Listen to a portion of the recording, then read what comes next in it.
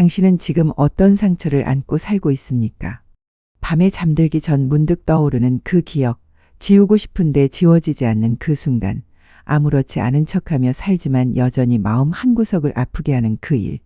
혹시 당신도 이 상처는 평생 안 나을 거야 라고 생각하며 살고 있지는 않습니까? 어떤 사람은 어린 시절 부모에게 들었던 말 한마디를 평생 기억합니다. 나가 죽어라. 내까짓 게 뭘 해. 너 때문에 내가 이렇게 산다. 그 말은 몇 초 만에 끝났지만 그 상처는 수십 년을 갑니다. 어른이 되어서도 무언가 시도할 때마다 그 목소리가 들립니다. 넌 못해? 넌 안 돼. 그래서 시도조차 못합니다. 꿈을 접습니다. 자신을 믿지 못합니다. 어떤 사람은 사랑했던 사람에게 배신당한 기억을 안고 삽니다. 진심으로 믿었는데 거짓말이었고, 전부를 주었는데 버림받았고, 영원을 약속했는데 떠났습니다. 그 이후로 다시는 사람을 믿지 못합니다. 새로운 관계가 시작되어도 늘 의심합니다. 이 사람도 언젠가 떠나겠지. 이 사람도 결국 나를 배신하겠지. 사랑하고 싶은데 사랑이 두렵습니다. 가까워지고 싶은데 가까워지는 게 무섭습니다. 어떤 사람은 실패의 상처를 안고 삽니다. 사업이 망했거나 시험에 떨어졌거나 중요한 프로젝트를 망쳤거나 그 순간의 굴욕감, 수치심, 무력감이 아직도 생생합니다. 그 이후로 다시 도전하지 못합니다. 또 실패하면 어떡하지? 또 창피당하면 어떡하지? 안전한 곳에만 머뭅니다. 더 이상 위험을 감수하지 않습니다.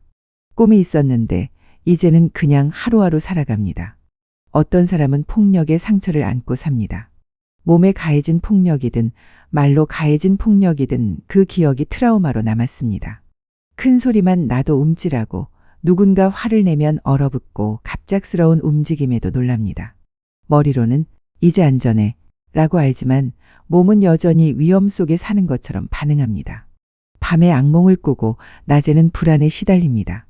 어떤 사람은 상실의 상처를 안고 삽니다.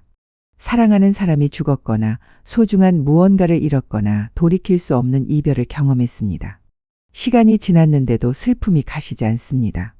사람들은 이제 괜찮아야지, 시간이 약이야 라고 말하지만 상처는 여전히 아픕니다. 그 사람 없는 세상이 낯설고 그 사람 없는 나 자신이 낯설고 그 사람 없이 살아가는 것 자체가 죄책감으로 느껴집니다. 이런 상처들은 보이지 않습니다. 겉으로는 멀쩡해 보입니다. 그래서 더 외롭습니다. 아무도 이해하지 못하는 것 같고 아무에게도 말할 수 없고 혼자서 견뎌야 하는 것 같습니다. 그런데 19세기에 두 사람이 있었습니다. 그들도 깊은 상처를 안고 살았던 사람들이었습니다.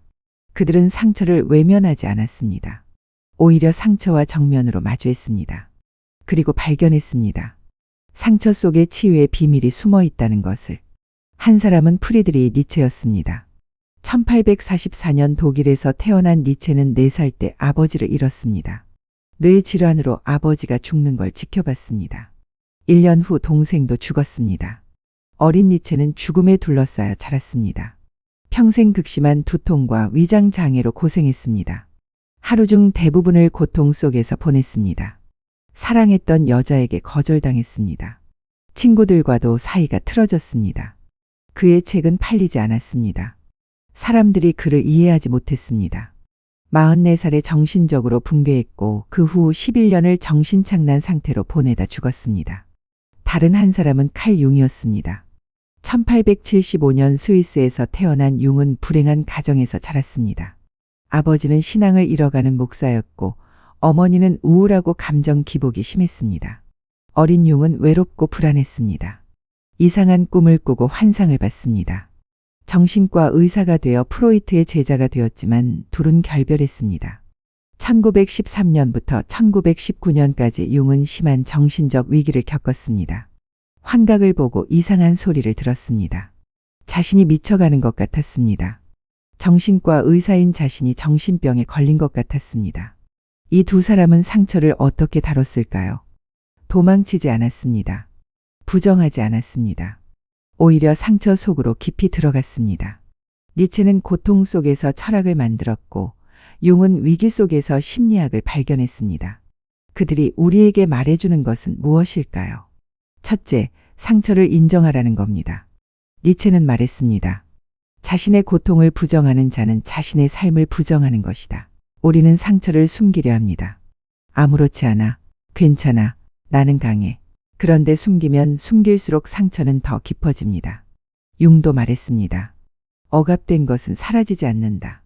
다른 방식으로 돌아올 뿐이다.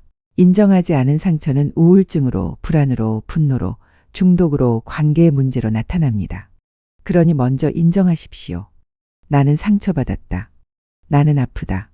그리고 그건 괜찮다. 둘째, 상처의 의미를 부여하라는 겁니다. 니체는 말했습니다. 고통 자체가 문제가 아니다. 고통의 무의미함이 문제다. 같은 상처라도 의미 없는 상처는 견디기 힘듭니다. 그런데 의미 있는 상처는 견딜 수 있습니다. 당신의 상처가 무엇을 말하고 있습니까? 그 상처가 당신에게 무엇을 가르치려 하고 있습니까? 어쩌면 그 상처는 당신이 더 깊은 사람이 되라고, 더 강한 사람이 되라고, 더 따뜻한 사람이 되라고 말하고 있는지도 모릅니다. 니체는 말했습니다. 나를 죽이지 못하는 것은 나를 더 강하게 만든다. 이건 단순한 격려가 아닙니다. 고통의 의미를 부여할 때 그 고통은 성장의 기회가 된다는 뜻입니다. 셋째, 그림자와 마주하라는 겁니다. 융은 말했습니다. 그림자를 직면하지 않는 자는 온전한 자신이 될 수 없다. 그림자는 우리가 인정하고 싶지 않은 부분입니다. 약함, 두려움, 질투, 분노, 수치심. 우리는 이런 걸 숨깁니다. 좋은 사람인 척, 강한 사람인 척, 괜찮은 척 합니다. 그런데 융은 말합니다. 그림자를 숨기면 그림자가 우리를 지배한다고요. 반대로 그림자를 인정하면 그림자는 힘을 잃습니다. 당신 안의 어두운 부분을 바라보십시오. 도망치지 마십시오. 그게 당신입니다. 그것도 당신의 일부입니다. 융은 말했습니다. 빛과 그림자 둘 다 받아들일 때 인간은 전체가 된다. 넷째, 고통을 삶의 일부로 받아들이라는 겁니다. 니체는 말했습니다. 삶을 사랑하라. 고통까지도 함께 사랑하라. 우리는 행복만 원합니다. 고통 없는 삶을 꿈꿉니다. 그런데 니체는 말합니다. 그런 삶은 없다고요. 삶은 기쁨과 슬픔, 성공과 실패, 만남과 이별을 모두 포함합니다. 고통을 피하려 하면 삶 전체를 피하게 됩니다. 반대로 고통까지 받아들이면 삶이 풍성해집니다. 니체는 말했습니다. 깊은 슬픔을 경험한 자만이 깊은 기쁨을 알 수 있다. 다섯째, 상처를 통해 배우라는 겁니다. 융은 말했습니다. 내 상처가 나의 스승이다. 상처는 우리에게 무언가를 가르칩니다. 어쩌면 경계를 설정하는 법을 가르치는지도 모릅니다. 어쩌면 타인의 고통을 이해하는 법을 가르치는지도 모릅니다. 어쩌면 진짜 중요한 게 무엇인지를 가르치는지도 모릅니다. 당신의 상처는 당신에게 무엇을 가르쳤습니까? 그 경험을 통해 당신은 어떻게 변했습니까? 어쩌면 당신은 더 강해졌을 수도, 더 지혜로워졌을 수도, 더 연민 깊어졌을 수도 있습니다. 여섯째, 자신의 이야기를 다시 쓰라는 겁니다. 융은 말했습니다. 과거를 바꿀 수는 없다. 하지만 과거를 해석하는 방식은 바꿀 수 있다. 당신은 피해자의 이야기를 쓸 수도 있고 생존자의 이야기를 쓸 수도 있습니다. 당신은 상처의 이야기를 쓸 수도 있고 치유의 이야기를 쓸 수도 있습니다.